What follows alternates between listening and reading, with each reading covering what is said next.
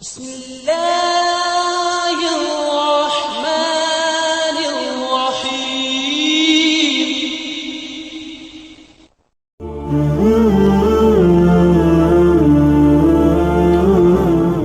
Assalamualaikum warahmatullahi wabarakatuh.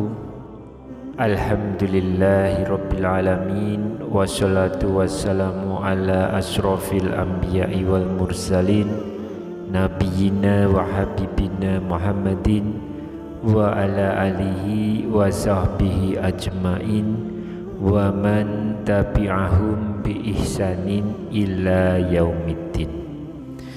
Subhanaka la ilma lana illa ma 'allamtana innaka antal alimul hakim. Rabbi syrah li sadri wa yassir li amri wahlul 'uqdatam min lisani yafqahu qawli. Sahabat Overpedia yang dirahmati Allah, setiap manusia pasti akan mendambakan memiliki hidup yang bahagia, baik itu bahagia ketika hidup di dunia ataupun bahagia ketika nanti kita di akhirat. Namun pada kenyataannya yang terjadi adalah tidak semua manusia diberikan kenikmatan hidup seperti yang kita dambakan tadi. Padahal Islam memberikan pedoman hidup kepada manusia supaya bisa meraih hidup yang bahagia, dan perintah ini pun bisa kita temukan di dalam Al-Quran maupun hadis Nabi Shallallahu Alaihi Wasallam.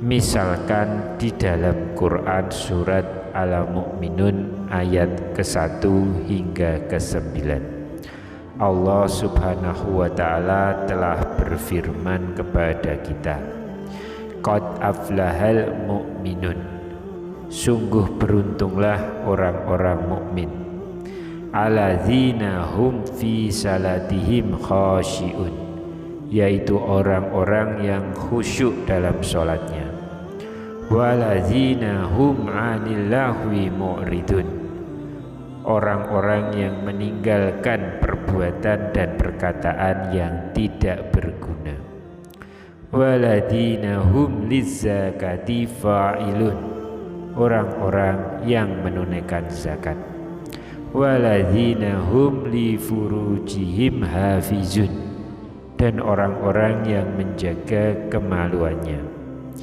illa ala azwajihim aw ma malakat aimanuhum fa innahum ghairu malumin, kecuali terhadap istri-istri mereka atau hamba sahaya yang mereka miliki, sesungguhnya mereka tidak tercela karena menggaulinya. Ya, yang dipahami dari kata hamba sahaya dalam ayat ini adalah hamba sahaya yang didapat dari peperangan agama atau yang lahir dari ibu yang berstatus hamba sahaya. Hal ini sesuai dengan kebiasaan yang berlaku pada masa itu. Ya, kemudian ayat selanjutnya, wa manibtagha wara'a zalika faulaika humul adun, maka siapa yang mencari pelampiasan syahwat selain itu, mereka itulah orang-orang yang melampaui batas. Waladina hum li amanatihim wa ahdihim ra'un, sungguh beruntung pula orang-orang yang memelihara amanat dan janji mereka.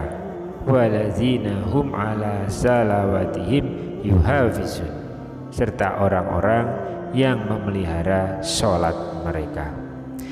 Dari ayat tersebut maka bisa kita ambil sebuah kesimpulan bahwa untuk mencapai kebahagiaan dunia dan akhirat sebetulnya tidak sulit bagi kita umat muslim ini.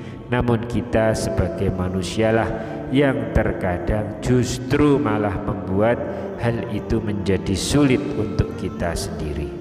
Oleh sebab itulah supaya hidup kita ini bisa mendapatkan dua kebahagiaan sejati baik di dunia maupun di akhirat. Islam mengajarkan 3 hal penting yang harus kita kerjakan.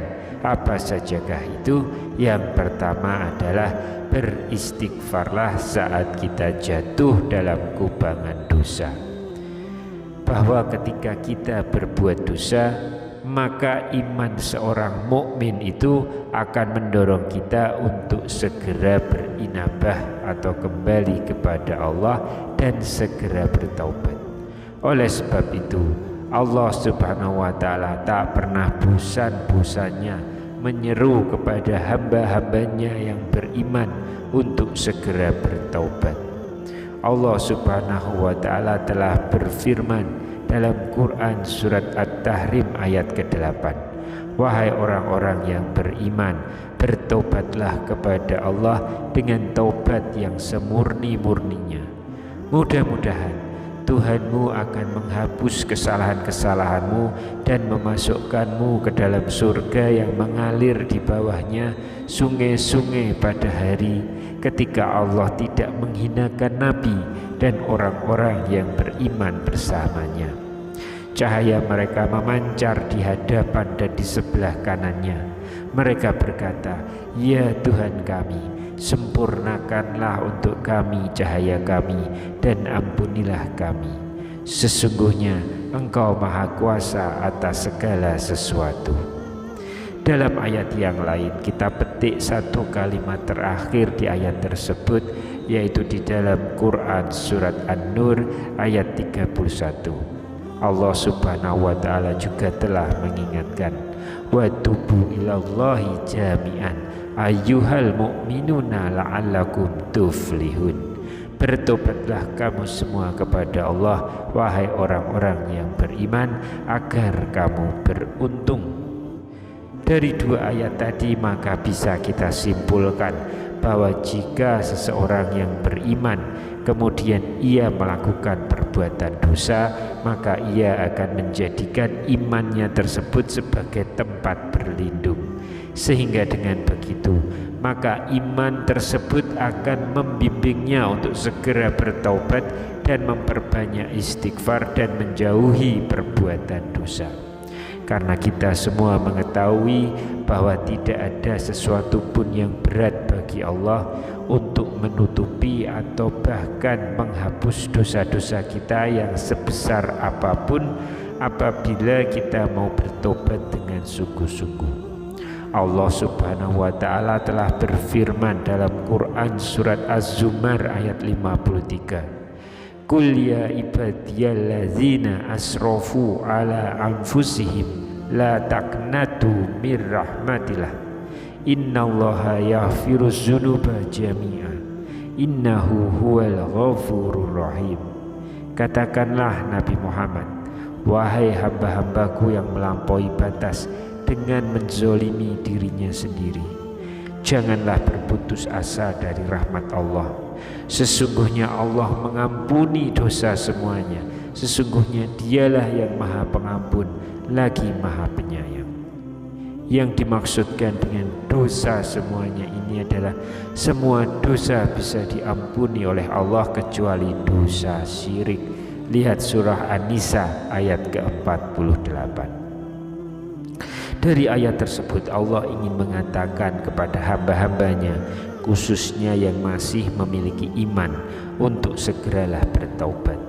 Tidak peduli seberapa besar dosa yang pernah ia kerjakan dan seberapa banyak dosa yang telah ia kumpulkan. Karena kita semua tahu bahwa Allah adalah Zat yang Maha Pengampun, Maha Penyayang dan Maha Penerima taubat, kecuali untuk dosa syirik, seperti yang Allah firmankan melalui Quran surat An-Nisa ayat ke-48. Lalu yang kedua, memiliki rasa selalu bersyukur. Kalau kita mau menyadari bahwa anugerah yang telah diberikan oleh Allah kepada kita ini sudah sangat banyak sekali dan tak terbilang jumlahnya. Anugerah tersebut terdapat pada badan kita, harta kita, keturunan kita, tempat tinggal, dan semua hal yang terkait dengan urusan duniawi. Akan tetapi seakan-akan nikmat tersebut tidak nampak pada diri kita, sehingga yang terjadi adalah kita selalu mengeluh sepanjang hari dan terus merasa kurang. Perlu disadari, jika saja manusia yang sering tidak merasa bersyukur atas semua nikmat yang telah mereka terima diminta untuk mengembalikan apapun yang pernah Allah berikan kepada mereka, tentu orang-orang seperti ini tidak akan mampu menggantinya kembali. Namun Allah dengan maha belas kasih-Nya tidak pernah meminta sedikit pun dari harta yang kita dapatkan itu. Allah hanya meminta sedikit saja dari kita untuk selalu bersyukur dengan apa yang diberikan Allah kepada kita. Sebagaimana firman Allah melalui Quran surat Ibrahim ayat ke-34, wa atakum min kulli ma sa'altumuh wa in ta'udu ni'matallahi la tusuha innal insana la zalumun kafar. Dia telah menganugerahkan kepadamu segala apa yang kamu mohonkan kepadanya. Jika kamu menghitung nikmat Allah, niscaya kamu tidak akan mampu menghitungnya. Sesungguhnya manusia itu benar-benar sangat zalim lagi sangat kufur. Jika kita mau menghayati makna dari ayat tersebut, maka kita akan menangis dan memohon ampun kepada Allah, karena kita selalu zalim terhadap nikmat yang telah Allah berikan kepada kita. Oleh karena itu, bersyukurlah atas apa yang telah kita terima hingga detik ini. Sebagaimana dalam Quran surat Ibrahim ayat yang ke-7 Allah berfirman, wa ista'azana rabbukum la in syakartum la azidannakum wa la in kafartum inna azabi lasyadid. Ingatlah ketika Tuhanmu memaklumkan, sesungguhnya jika kamu bersyukur, niscaya aku akan menambah nikmat kepadamu. Tapi jika kamu mengingkari nikmatku, sesungguhnya azabku benar-benar sangat keras. Dalam ayat tersebut Allah menyampaikan kepada hambanya bahwa syukur adalah sebab dari ditambahnya nikmat atas hambanya. Oleh sebab itu bersyukurlah. Namun jika kita berani mengingkari akan nikmat yang Allah berikan, maka bersiap-siaplah bahwa azab Allah itu sangatlah pedih dan juga keras. Kemudian tanda yang ketiga adalah bersabar ketika diberikan ujian. Kita temukan dalam Quran surat At-Taghabun ayat yang ke-11 Allah Subhanahu wa taala berfirman, ma'asaba min musibatin illa biiznillah wa ma yu'min billahi yahdi qalbah wallahu bikulli syai'in alim. Tidak ada suatu musibah pun yang menimpa seseorang kecuali dengan izin Allah. Siapa yang beriman kepada Allah, niscaya dia akan memberi petunjuk kepada hatinya. Allah Maha mengetahui segala sesuatu. Di dalam ayat tersebut dijelaskan bahwa apabila seorang mukmin yang sedang ditimpa musibah, kemudian ia menyadari bahwa musibah tersebut adalah ujian yang datang dari Allah, lalu ia menerima musibah tersebut dengan lapang dada, kemudian memohon petunjuk kepada Allah, maka insya Allah akan mengangkat derajat orang tersebut dan Allah akan menggantinya dengan nikmat yang jauh lebih baik. Oleh karena itu, apabila saat ini kita sedang mendapatkan musibah, maka hindarilah sebisa mungkin untuk mencela atau mencaci atas musibah yang datang tersebut. Namun bersabarlah dan terus memohon petunjuk kepada Allah supaya segera diberikan jalan keluarnya. Insya Allah dengan kita bersabar dan selalu berusaha, Allah akan segera mengganti ujian tersebut dengan kenikmatan yang mungkin tidak pernah kita sangka-sangka akan mendapatkannya. Rasulullah SAW bersabda, alangkah menakjubkan urusan seorang mukmin itu, karena segala urusannya adalah baik baginya, dan tidak ada yang memiliki hal itu selain orang mukmin. Bila ia mendapatkan kebahagiaan, ia pasti bersyukur, dan itu yang terbaik baginya. Jika ia tertimpa musibah, ia pasti bersabar, dan itu yang terbaik baginya. Hadis riwayat Muslim nomor 2999. Sahabat Oborpedia yang dirahmati Allah, oleh sebab itulah sekiranya ketiga tanda tersebut ternyata kita temukan ada pada diri kita, maka insya Allah kita akan menjadi manusia yang betul-betul bahagia dunia dan akhirat.